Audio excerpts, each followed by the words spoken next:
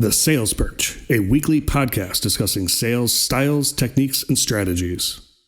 Today's episode is about the power of alignment, both long-term in being remembered and short-term in building rapport.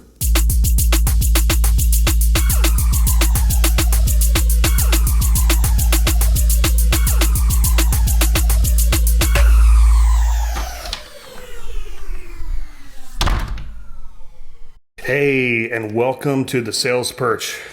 Super excited for today's episode. We're going to discuss alignment, as I mentioned in the header here. Super awesome. I'm going to dive pretty deep into that, and not only like sort of the textbook way that it's done, but both in my personal applications in it. I think it's one of the most powerful tricks that I have, or tools that I have, I should probably say. Before we get into that, I want to discuss last week's episode, see how we applied that out in the real world. So last week's episode was the assumptive or the presumptive close. Hope you guys were able to use it. Hope you found benefit in it. I know I sure did. It's, again, something I normally use, but it's nice to just kind of slow down and focus on it when you're using it and how you're using it. It just makes it better. So I had a past client. We are, and again, all my stories are real estate based. Past client, we're under contract to buy the next house. And instead of like tiptoeing around, getting the new house listed, there was no question in my mind, I'm going to be the agent to do that. So there was no like questioning of that, or, hey, are you ready to do that? It was, hey, we should probably go ahead and get this paperwork done, because as soon as you get moved out, we want to go ahead and get your house on the market. So I presumed or assumed that they were ready to go, and they were, and it was the right assumption. But had I not just pushed forward, if I had made that question of, hey, should we meet and maybe talk about if I'm the right agent for this or the right timing for this, I just said, nope, I think we should go ahead and get the paperwork done because it's time to move. Worked out well. We got a closing on the new house in a few weeks, or next week actually, and then we'll get their house on the market a few weeks after that once some work's done to it. So worked out really well. Hope you found benefit of that out in the real world. Would love to hear your stories. Drop me a DM or whatever. Get a hold of me however you want. So let's get to the topic of today's episode, alignment. What do I mean by alignment? So when and this is both a long-term and a short-term strategy, and I'm excited to kind of go into both with you here today. Excuse me, but alignment is basically when you align with your client. It's in the word, right? When you align, it's getting on their same page. It's creating rapport. It's connecting with them so that they know that you're with them and you're not against them. Now, you can joke around with it. You can play around with it depending on what it is. But at the end of the day, people want to work with people that they like. People want to work with people that they feel similar to. They want to work with people they trust. So alignment is one of those amazing tools that you can use to get on the same level as somebody, to build that trust, to build that connection, so that they want to work with you. So let's go through an example of how I would use the strategy of alignment. Let's just use a listing appointment. Again, real estate's my world here, right? So I go on a listing appointment, totally cold lead, never met him before, don't know anything about him. I show up, knock on the door. Hey, Mr. and Mrs. Seller, it's so nice to meet you. Thanks for having me over. Let's start off. Let's just take a quick look at your house. I want to understand what we're going to be working with. So let's just take a quick look and see what you have here. As we're walking through the house and we're going on a tour and we're looking at things, I'm looking for any object, any concept, anything that I can identify with, whether that's sports, whether that's music, I'm a musician, right? Whether that's cars, I love cars. What is here that I can build rapport on, that I can create connection to them so that we're the same? So maybe they have a Washington Capitals jersey in the closet when I look at the bedroom. Oh man, yep, I own like 7 jerseys. I have season tickets. Let's go Caps. Or, they have a Mercedes in the driveway or something. I went on an appointment, did have a Ferrari in his garage. Like, I don't own a Ferrari, but I love Ferraris. I love cars. I'm going to build connection that way. It worked out well. Music. I see anybody that's got any kind of instrument laying around, or even better yet, in a case, I'm going to start talking about that instrument, right? I'm going to start saying, hey, what do you have in there? It's a Martin case. Is that a Martin guitar, or do you just have an extra case? And I'm going to talk about my Martin guitar, and I'm going to just build reports totally unrelated to what I'm selling, which is my services and selling your house. Doesn't matter. It creates a bond. It creates a connection. It's so important. Now, I said you can play around with it.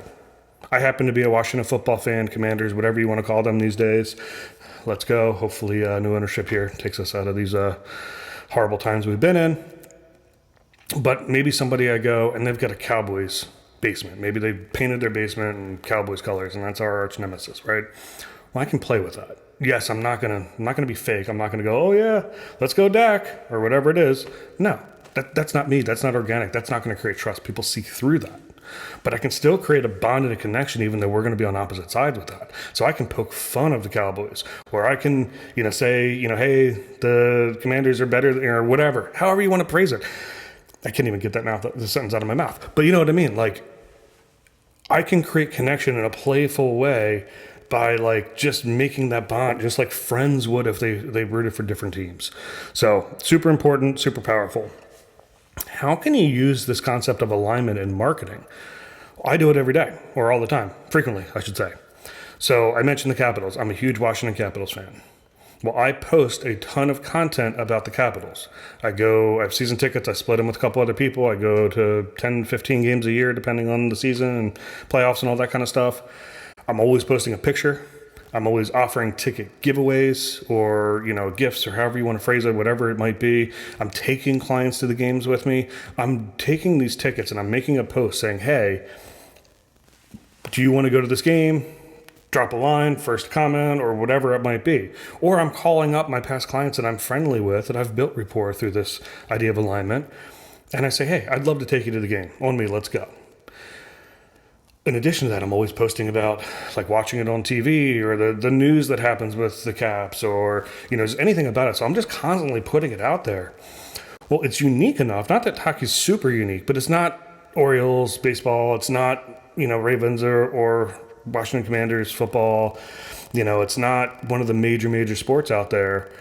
So it's unique enough that I'm kind of cutting through the noise.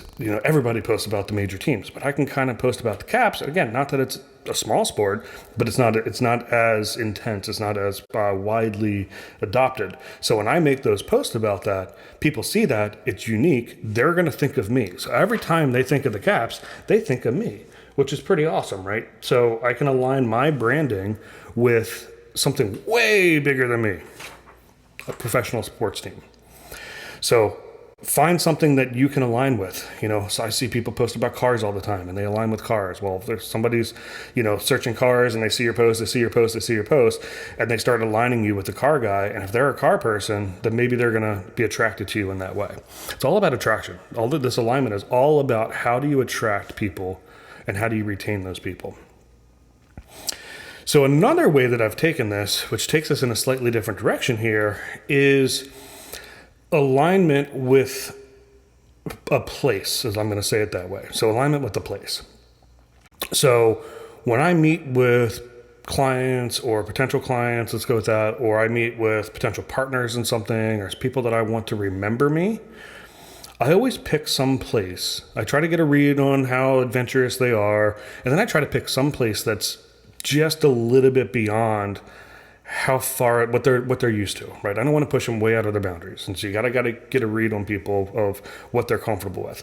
But if you can just push them slightly out of their comfort zone, where they're not uncomfortable, but they're aware of it, and you can make that a good experience for them, especially if it's got notoriety, it's a place you drive by all the time, they will always remember you. They will always remember that meeting.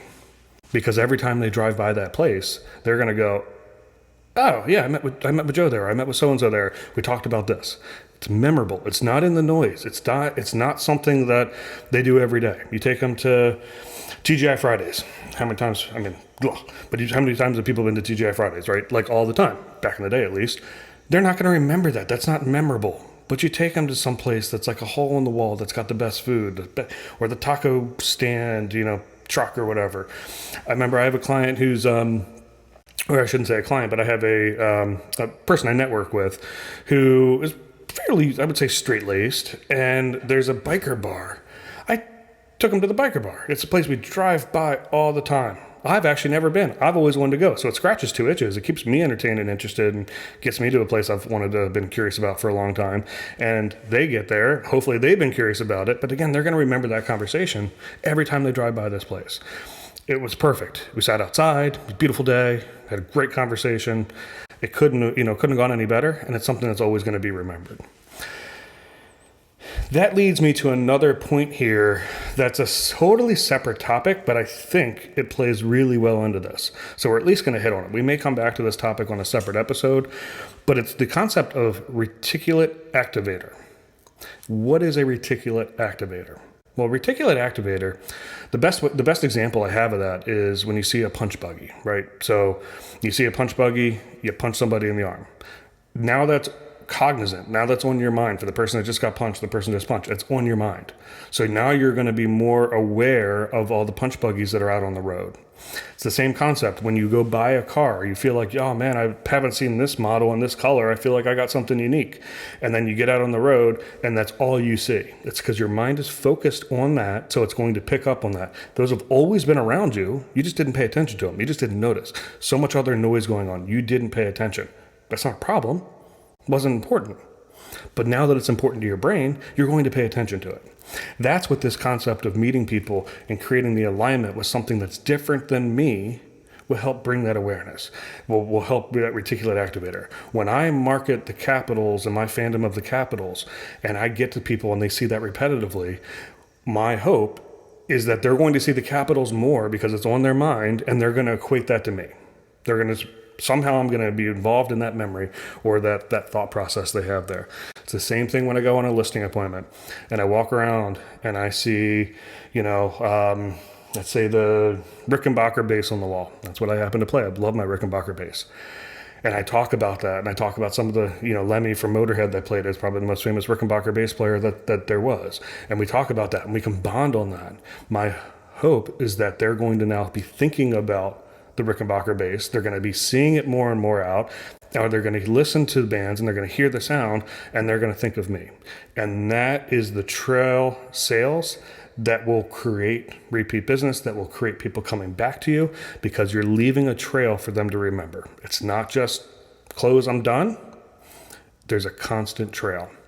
The last thing I'm going to close with on this topic here is a lot of this stuff has to be subtle. It cannot be overt. It can't be, hey, I'm a realtor, these are the caps, think of me. That doesn't work. That's never going to work. It has to be subtle. It has to be implied and let them do the rest of it. So my marketing gift, when I go to settlement, I give somebody a custom bird feeder that I co-designed with a carpenter that made these awesome cedar mid-century modern style bird feeders. They're beautiful. They're awesome. My last name is Bird, hence the sales perch, right? So I align myself with birds. It's my name. It doesn't say my name on it. It doesn't say Joe Bird. It doesn't say real estate. It doesn't say anything about anything on the bird feeder. It's just really attractive and cool and high quality. Give it to them. They put it in their backyard. The birds come to it. They get enjoyment of that. And who do they think of? The person that gave it to them, but also because it's a bird, right?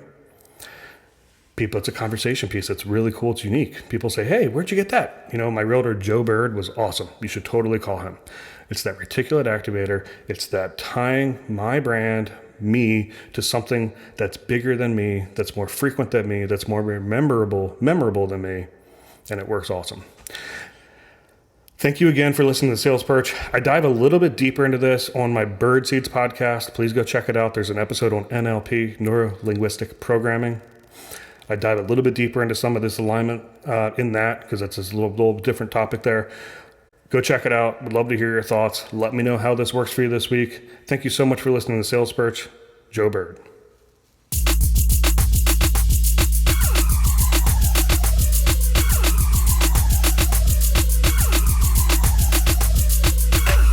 Thank you for listening to The Sales Perch by Joe Bird. Having sold over 1,000 houses personally in the last 12 years, in addition to running one of the top real estate teams in the state of Maryland, I am looking forward to imparting my knowledge and wisdom, as well as sitting in the trenches with you to learn alongside you.